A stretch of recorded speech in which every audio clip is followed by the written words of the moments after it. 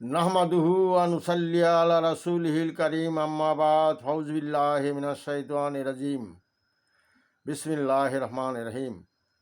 বন্ধুগণ, আমি সাধক মোস্তাক মনির, বাংলাদেশ।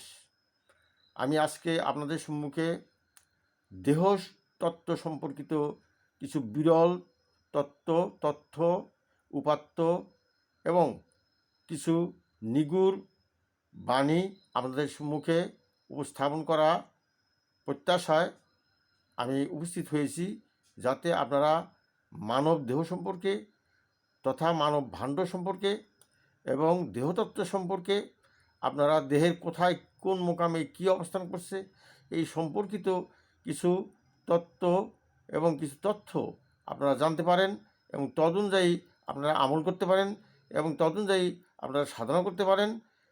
এবং এটা জানা অত্যন্ত জরুরি, কারণ হলো যে নো দাই সেলফ, নিজেকে চিনতে হবে।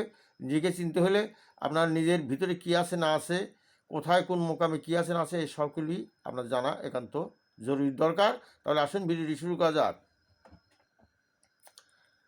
আমাদের এই মানব দেহ হলো পরম সৃষ্টিকর্তার এক বিস্ময়কর সৃষ্টি এবং বিস্ময়কর সুপার কম্পিউটার বলা চলে।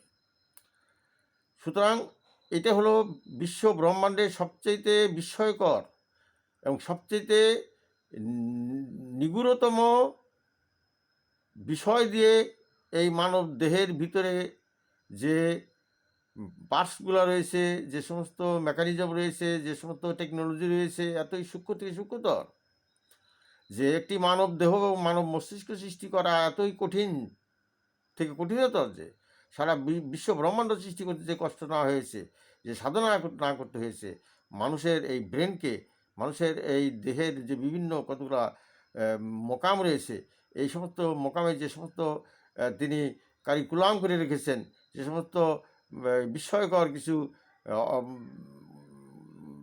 মানে মেকানিজম করে রেখেছেন, যেটা আসলে একমাত্র আল্লাহ রাব্বুল আলামিন তিনি নিজেই জানেন।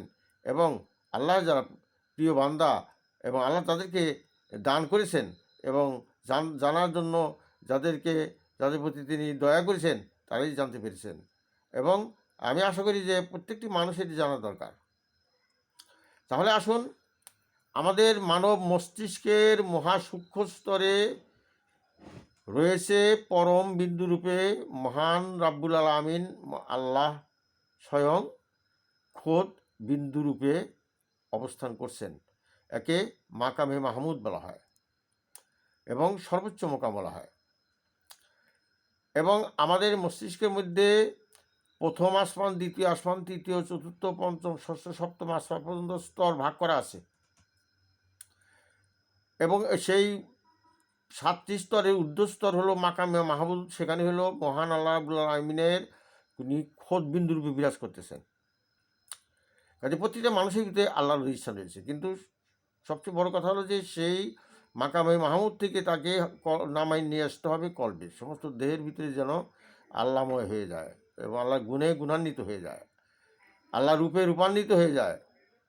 আচ্ছা, এই জন্য এটা হলো আপনার মস্তিষ্কের বিভিন্ন স্তর রয়েছে। আর দ্বিতীয়ত আসেন যে আমাদের যে কপাল হলো এখানে মোহাম্মদী নূর চমকায়। আমাদের আদমের বা আমরা মানুষের যে কপালে মোহাম্মদী নূর চমকায়। এরপরে আসেন কপালের নিচে যাকে ত্রিবেণীর ঘাট বলা হয়, দুই ভুরুর মাঝখানে একে বলা হয় চিন্তামণি।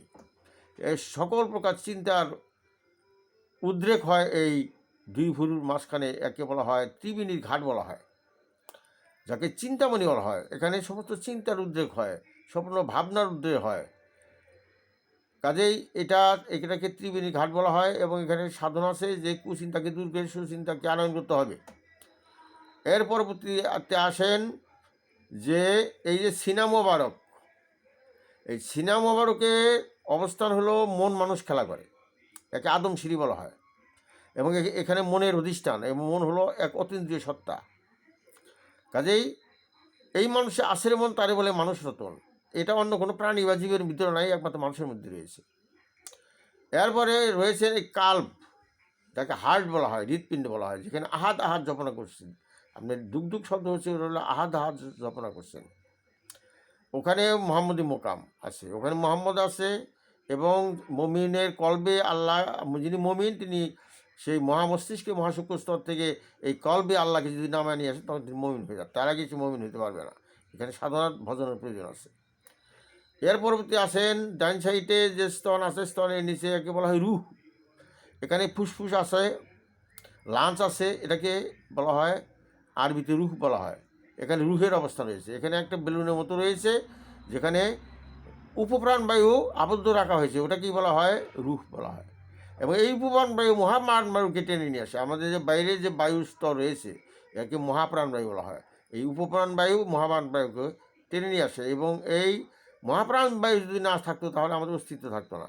এবং এই রুহ যদি না থাকতো তাহলে আমাদের দেহের ভিতরে কোনো আত্মা থাকতে পারতো না।